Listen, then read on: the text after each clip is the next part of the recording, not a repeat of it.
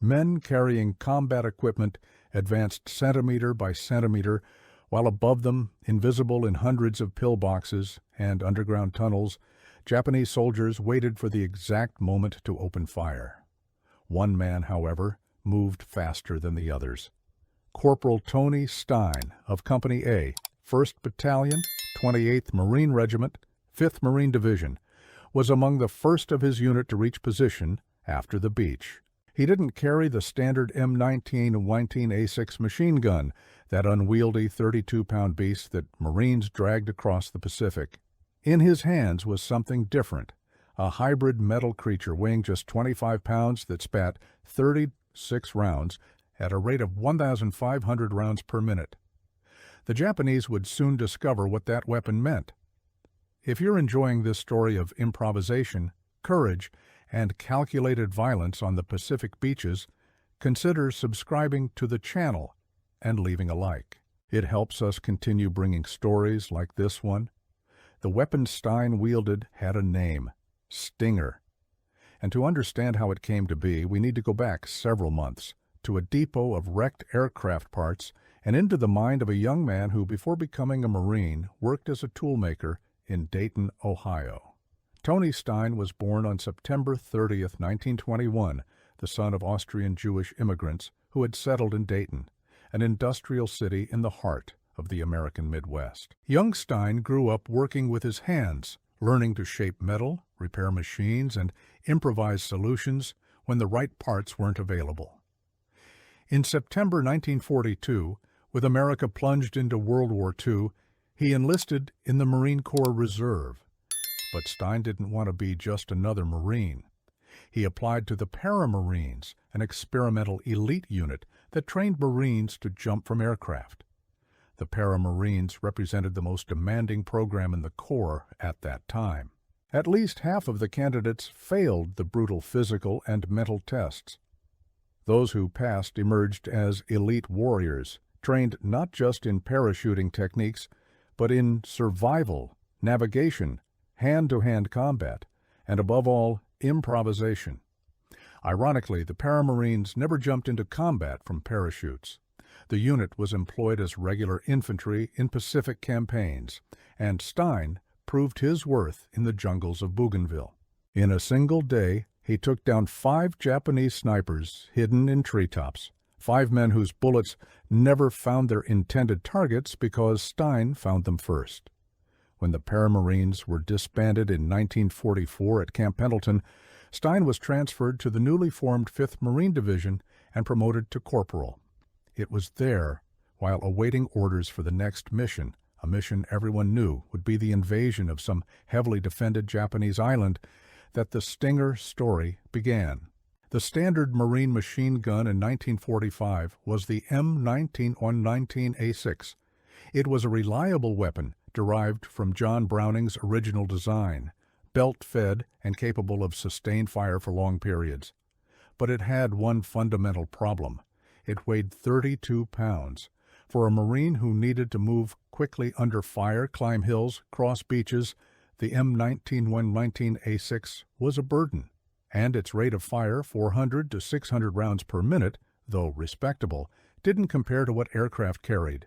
In the depots at Camp Pendleton and on Pacific Islands where units were stationed, there were remains of downed aircraft, and in those remains there were guns. The 30 caliber AN-M2 machine gun was a Browning variant designed specifically for aviation. It was lighter, just 21 pounds, because in aircraft every ounce saved meant more fuel or more bombs, and it fired much, much faster, 1,100 to 1,500 rounds per minute. In aerial combat, where pilots had only fractions of a second to hit a moving target, that rate of fire made sense. On the ground, it would transform an already lethal weapon into something the Japanese had never seen. The first Marine to have the idea of using an AN-M2 on land was a soldier named Colby. He simply mounted the weapon on an improvised bipod and took it into combat. During an ambush, the Japanese discovered what it meant to be on the wrong end of a weapon that spit out 25 rounds per second. The idea had merit. but the gun was still awkward. The sword-type grip used in aircraft didn't work well for a man behind a rock. That's when two Marines decided to truly solve the problem. Sergeant Mel Grevich and an armorer working with him were field armorers, men who kept weapons functioning in the worst conditions. Grevich had served with Stein in the Paramarines and knew both the corporal's technical skill and his ferocity in combat. They began dismantling wrecked aircraft and collecting AN-M2 machine guns. With field tools and a generous dose of ingenuity, they transformed these aviation weapons into infantry machine guns. They cut the stock from an M1 Garand rifle and fitted it to the AN-M2 to give the shooter a solid shoulder point. They took the sight from a BAR, Browning automatic rifle, and adapted it to allow precise aiming. They mounted a bipod just forward of the receiver to stabilize the weapon during prolonged firing, and they created a solenoid trigger to replace the aviation grips. The result was a monstrous and beautiful hybrid, a 25-pound machine gun that fired 1,500 times per minute. When Stein held it for the first time, he immediately named it Stinger. It was the perfect name for a weapon designed to sting fast and hard. Grevich built 6 Stingers in total. They were distributed to Company G of the 28th Marine Regiment, one for each machine gunner in the rifle platoons, one for the demolition section, and Grevich personally carried one. A 6th went to Tony Stein in Company A. There was, however, a problem. The Stinger was not an officially approved weapon. The Marine Corps had strict regulations about armament. Weapons needed to be standardized, tested, approved. The Stinger was none of that. It was a field modification, a guerrilla creation, a violation of practically every weapons maintenance protocol. Officers who discovered the Stingers didn't know what to do. Some immediately banned their use. The weapon consumed ammunition at an insane rate. 100 cartridges disappeared in 4 seconds of firing, and if it broke, there were no replacement parts, no manuals, no trained technicians to fix it. But men like Stein didn't care about regulations when regulations meant death. And in the end, commanders understood something fundamental. In that war in the Pacific against an enemy entrenched and willing to fight to the last man, improvisation wasn't just permitted, it was necessary. When the ships departed for Iwo Jima, the Stinger was aboard, and Tony Stein was with it. The invasion plan for Iwo Jima was as meticulous as any amphibious operation ever conceived. The island, just 8 square miles of volcanic rock and ash, was a strategically vital piece of land situated halfway between the Marianas, from where B-29 bombers took off to attack Japan, and Japanese home territory itself.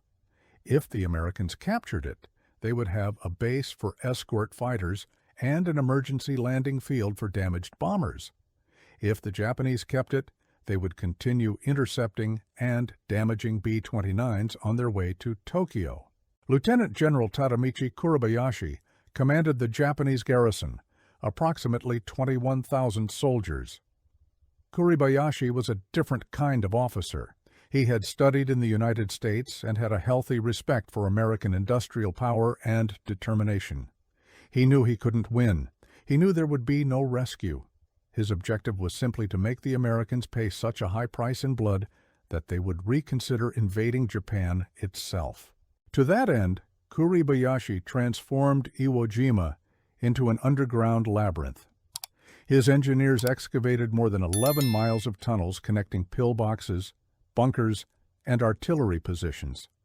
The Japanese wouldn't defend the beaches. They would let the Americans land, let the boats pile up, let the men exit the amphibious vehicles, and then they would open fire from invisible positions, transforming every square yard of beach into a killing field. The American fleet that appeared on the Iwo Jima horizon on the night of February 18, 1945, was the largest amphibious force ever assembled under Marine command. Admiral Raymond Spruance commanded the overall operation aboard the heavy cruiser Indianapolis.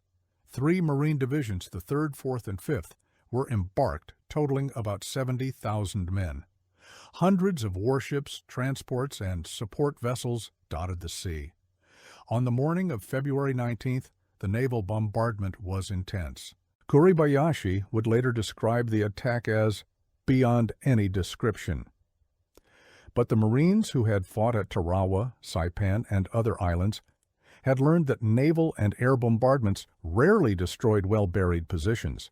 Fire could temporarily neutralize, could suppress, but final destruction depended on tanks, flamethrowers, and squads of Marines advancing yard by yard, bunker by bunker. At 9 o'clock that morning, the first waves of LVTA amphibious tractors touched the beach.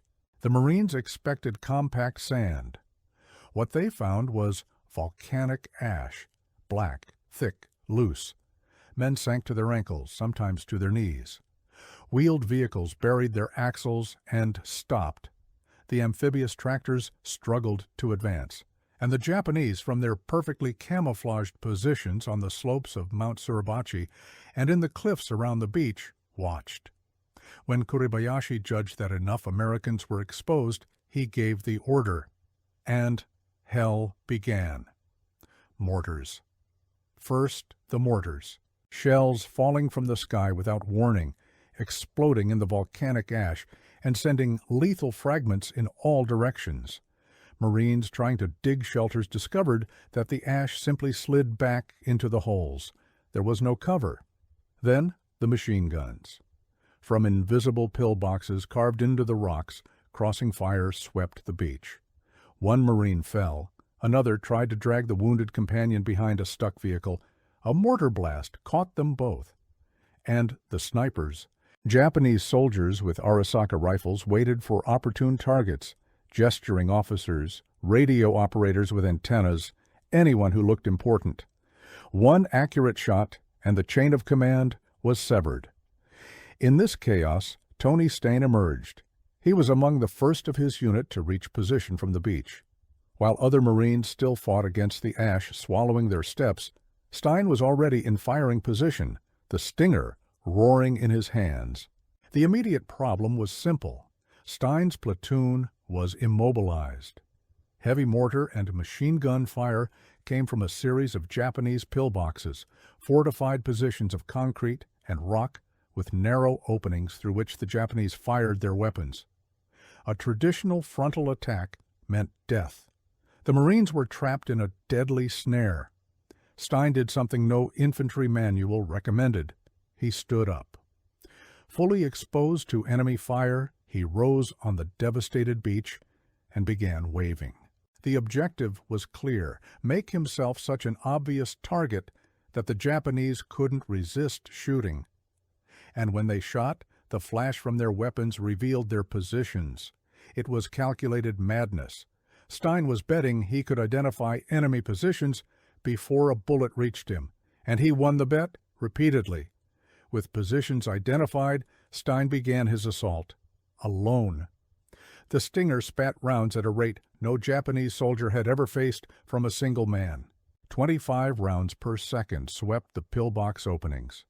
The Japanese defenders, trained to deal with Marines armed with M1 Garand rifles, which fired 1 shot per second at best, or even with the standard M1 19A6, 10 rounds per second, had no way to react. Stein advanced from pillbox to pillbox. He would approach, unleash a devastating burst through the opening, eliminate the defenders, and move to the next. The Marines behind him, finally able to move, began advancing under the cover of his fire. Throughout that first day, Stein single-handedly destroyed 8 enemy fortified positions. His Medal of Honor citation would later credit him with killing at least 20 Japanese soldiers, though the actual number was likely higher. In the chaos of battle, with multiple Marines firing and explosions everywhere, accurate counts were impossible. What was certain was that wherever Stein pointed the Stinger, Japanese resistance ceased. But the Stinger had one critical weakness: its appetite for ammunition was voracious. At 1,500 rounds per minute, even a long belt of ammunition lasted only seconds. Stein found himself constantly running low on ammunition. The solution was simple in concept, terrifying in execution. He had to return to the beach. 8 times that day, Corporal Tony Stein ran back across the fire-swept beach to retrieve more ammunition. 8 times he exposed himself to the same mortars, machine guns, and snipers that had killed and wounded hundreds of Marines. The beach was a killing zone. Bodies lay where they had fallen. Wounded men cried out for corpsmen. Equipment burned. And through this hell, Stein ran. But he didn't run alone. Each time he went back for ammunition, he carried a wounded Marine with him. Men who would have bled out in the volcanic ash, men who couldn't walk, men whose buddies couldn't spare the time to evacuate them because the platoon was still under fire. Stein brought them back. 8 wounded Marines owed their lives to ammunition runs. Twice during the day, enemy fire struck the Stinger itself, knocking it from Stein's hands. A normal Marine would have taken that as a sign to find cover, to let someone else take the lead. Stein picked up the weapon, checked it for damage, and kept fighting. At one point, he encountered a particularly well-defended pillbox that even the Stinger couldn't neutralize. The position was too strong, the firing slit too narrow, or the defenders too well protected. Stein didn't retreat. He directed the fire of a half-track mounted with a 70mm gun onto the position. The larger weapon did what the Stinger couldn't. It obliterated the position entirely. Stein understood that while the Stinger gave him unprecedented firepower for an individual, combined arms tactics still had their place. As night fell on February 19th, the Marines held a thin, costly perimeter. Of the approximately 30,000 men who had landed, 2,400 were casualties, killed or wounded in a single day. The beach was littered with destroyed equipment, bodies, and the detritus of amphibious warfare. Mount Suribachi loomed black against the darkening sky, still in Japanese hands, still bristling with hidden guns. But thanks to men like Tony Stein, the Marines had a foothold. The beachhead existed, units were ashore, and in the morning the advance would continue. Over the following days, the battle for Iwo Jima became what military historians would later call a meat grinder. The Marines advanced yard by yard against an enemy who had transformed the entire island into a fortress. Every cave held defenders, every ridge concealed machine guns. The Japanese fought from underground, emerging to fire and then disappearing into tunnels before American firepower could respond. Stein continued using the Stinger throughout the battle. The weapon that officers had initially been skeptical about proved its worth repeatedly. Other Marines carrying Stingers had similar success. Sergeant Grevich, the weapon's creator, wielded his own Stinger with deadly effect. The experiment in field modification had become a combat multiplier. But high-intensity combat takes its toll not just on men but on equipment. The Stinger, for all its lethality, was a fragile creation. It lacked the robust construction of a purpose-built infantry weapon. Parts wore out, mechanisms jammed, and there were no factories churning out replacement Stingers, no supply depots stocked with spare parts. When a Stinger broke beyond field repair, it was gone. Moreover, the ammunition consumption issue never went away. Supply sergeants looked at Stein and the other Stinger operators with a mixture of awe and frustration. A single Stinger could consume as much ammunition in a day as an entire rifle squad. Keeping the weapons fed required constant resupply efforts that diverted resources from other needs.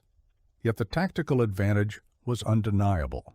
In the close quarters fighting that characterized Iwo Jima, bunkers at 50 yards, pillboxes carved into ridges, sudden encounters in broken terrain, the Stinger's high rate of fire meant the difference between winning and losing a firefight. The first burst mattered, and the Stinger delivered that first burst with overwhelming volume. On March 1, 1945, 11 days after the initial landing, Tony Stein volunteered to lead a patrol. By this point, the Marines had captured Mount Suribachi and were fighting in the northern part of the island, where Kuribayashi had concentrated his strongest defenses. The 28th Marines had been in continuous combat since the landing. Men were exhausted. Casualties had been severe. But the mission continued. Stein's patrol consisted of 19 Marines. Their objective was to locate and destroy a complex of Japanese pillboxes that had been harassing American positions.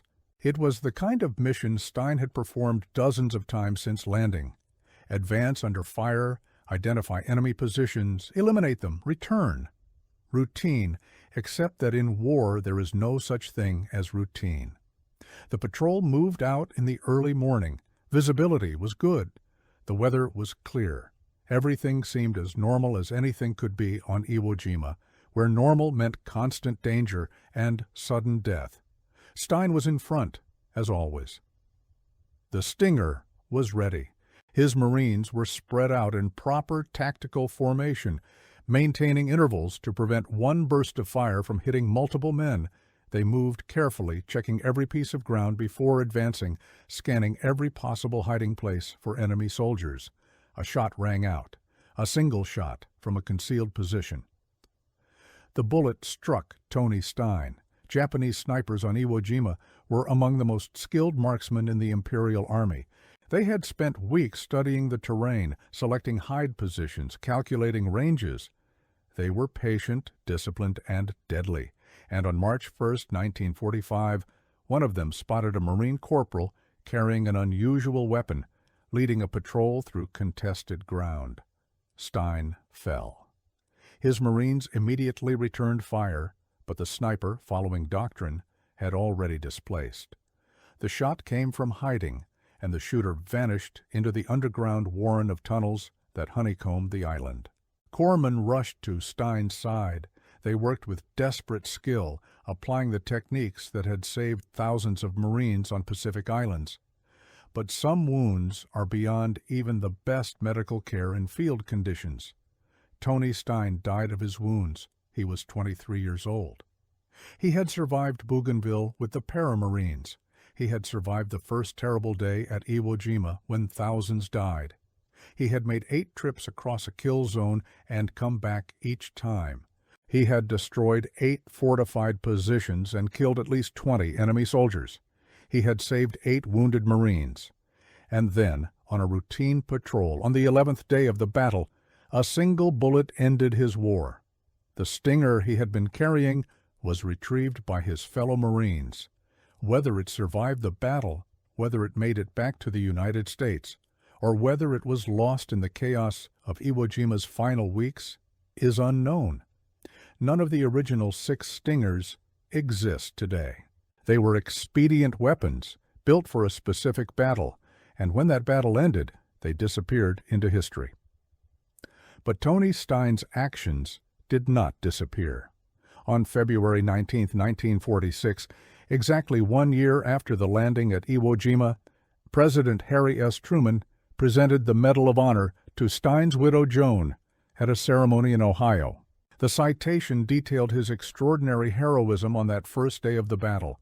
The pillboxes destroyed, the enemy soldiers killed, the ammunition runs, the wounded Marines saved. The citation described the Stinger as simply a personally improvised aircraft-type weapon, a bureaucratic phrase that fails to capture the ingenuity and audacity of what Grevich, Stein, and others had created. But perhaps that's appropriate. The medal wasn't for the weapon, it was for the man who wielded it. The battle for Iwo Jima lasted 36 days. When it finally ended on March 26, 1945, nearly 7,000 Americans were dead, and over 19,000 were wounded. Almost the entire Japanese garrison of 21,000 men was eliminated, with only a few hundred taken prisoner. The island had been transformed into a moonscape of shell craters, destroyed fortifications, and shallow graves. But the strategic objective was achieved. Iwo Jima became a base for P-51 Mustang fighters that escorted B-29 bombers to Japan. More importantly, It became an emergency landing field for damaged bombers returning from raids. By war's end, over 2,400 B-29s had made emergency landings on Iwo Jima, carrying approximately 27,000 crewmen who would have otherwise been lost at sea or crashed. Each of those lives saved made the cost of Iwo Jima, terrible as it was, justifiable. Tony Stein is buried in the National Memorial Cemetery of the Pacific in Honolulu, Hawaii, along with thousands of other servicemen who died in the Pacific War. In 1980, the Navy honored his memory by naming a destroyer escort USS Stein, DE-1065. The ship served until 1999, carrying his name across the same ocean where he fought and died. In Dayton, Ohio, Stein's hometown, his memory is preserved by local veterans organizations and historical societies. He remains Dayton's only World War II Medal of Honor recipient. A plaque marks his sacrifice, and periodically, ceremonies are held to remember the young toolmaker who went to war and became a legend. The story of the Stinger raises interesting questions about military innovation. The official military procurement system exists for good reasons. Standardization ensures that weapons work reliably, that ammunition is compatible, that training can be systematized, that spare parts are available. But that system is inherently conservative. It moves slowly, requires extensive testing, and resists radical innovation. In contrast, field modifications happen fast. Marines facing immediate tactical problems devise immediate solutions. Sometimes those solutions are brilliant. Sometimes they're dangerous. Sometimes they're both. The Stinger was undoubtedly brilliant. It gave individual Marines firepower equivalent to a vehicle-mounted weapon. But it was also dangerous to the enemy, certainly, but also to supply chains, maintenance protocols, and the standardization that keeps armies functional.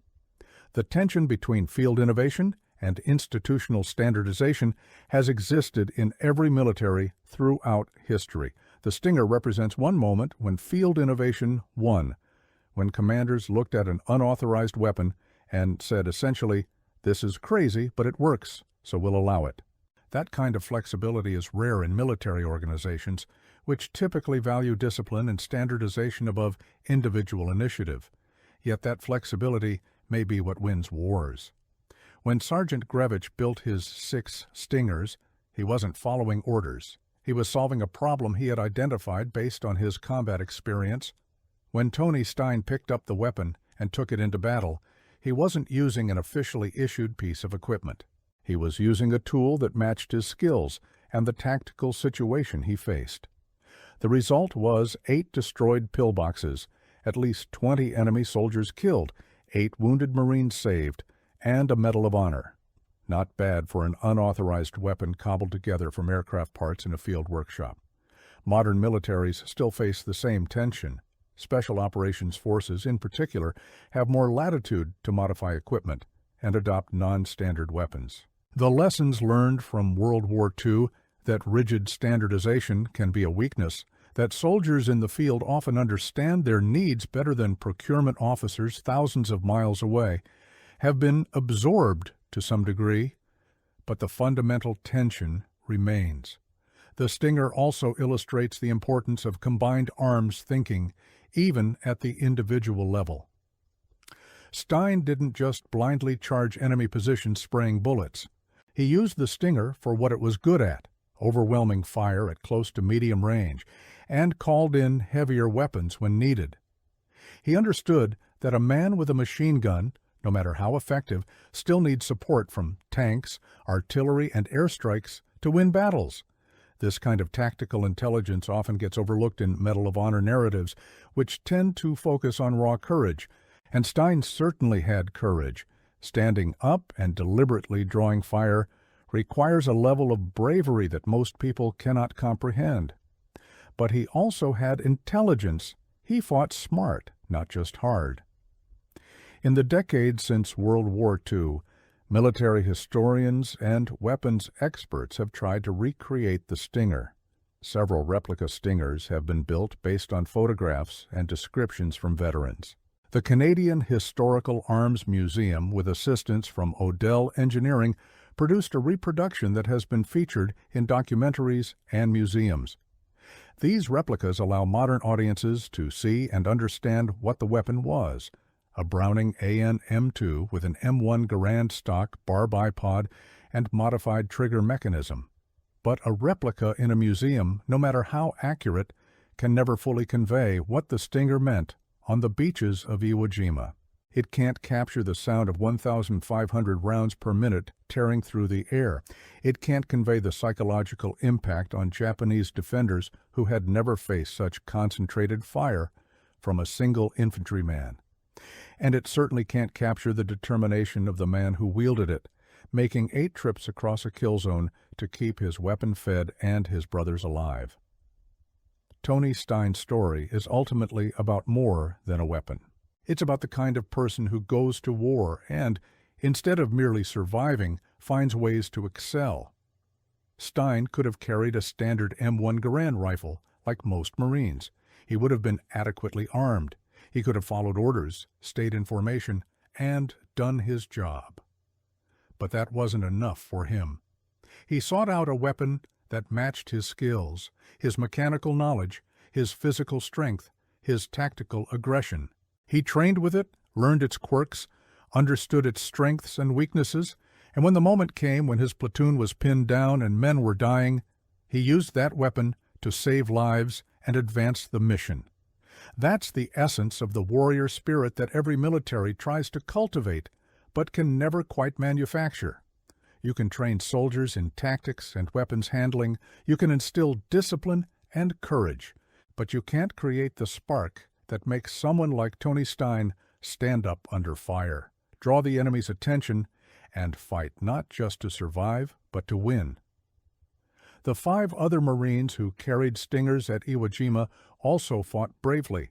Their names are less well known because they didn't receive the Medal of Honor, but they contributed to the battle's outcome. Sergeant Grevich, the Stinger's creator, survived Iwo Jima and returned to the United States. The others fought through the campaign, facing the same dangers as every Marine on that island. Some Marines who witnessed Stein's actions on February 19th later gave statements for his Medal of Honor recommendation. They described a man who seemed fearless, who moved through enemy fire as if protected by Providence. One witness said Stein had been everywhere along the front that day, appearing at critical moments to break up enemy resistance. Another described watching him stand fully exposed, waving at Japanese positions, and thinking, that man is going to die. But Stein didn't die that day. He won that day.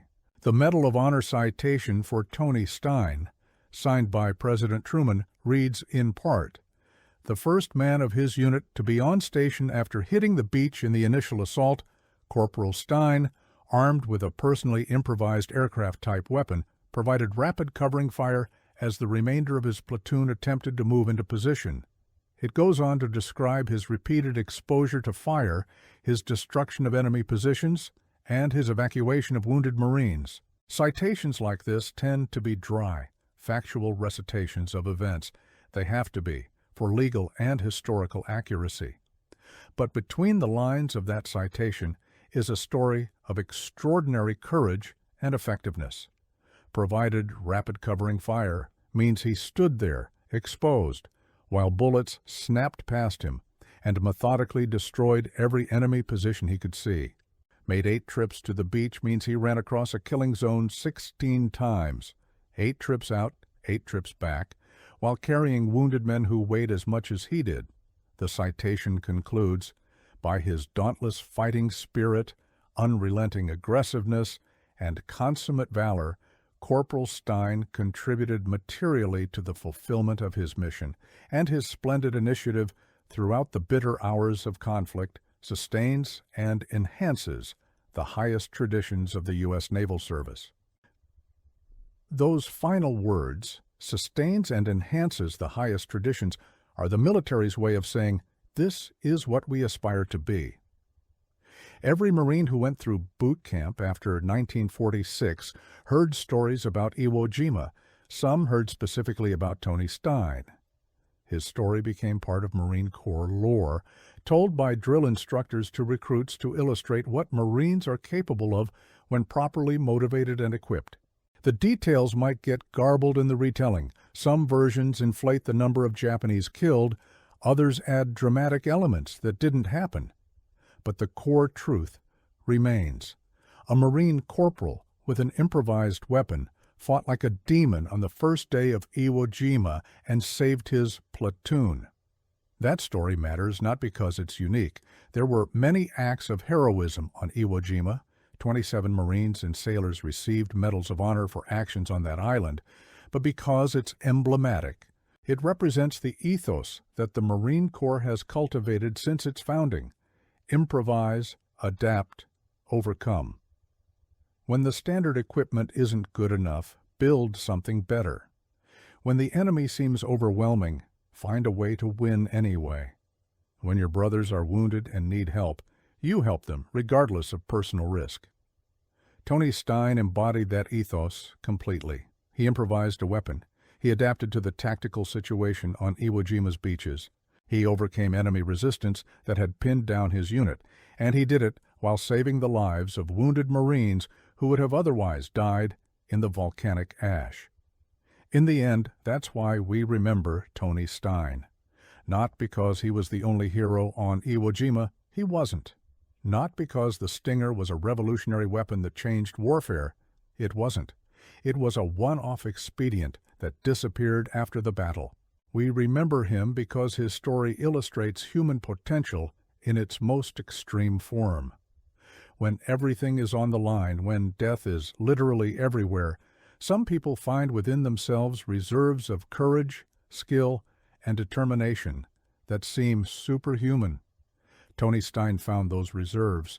On February 19, 1945, on a black sand beach under a storm of steel, he became a legend.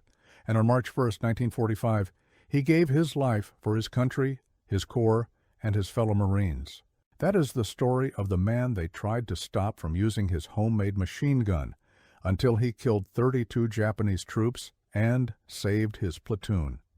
That is the story of Corporal Tony Stein, United States Marine Corps, Medal of Honor recipient and American hero.